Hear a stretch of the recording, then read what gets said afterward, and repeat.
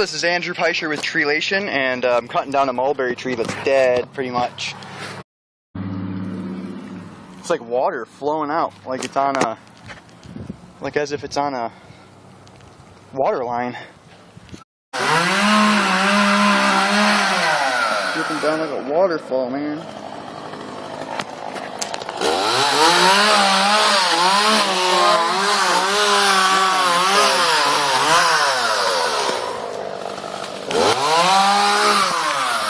I thought that was pretty crazy. Never seen that before.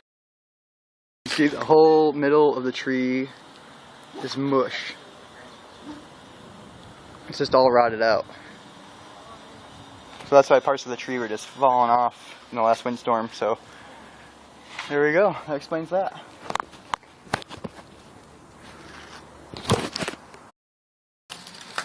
That's what happened. There's a hole here, so the water is coming in and it's storing down here.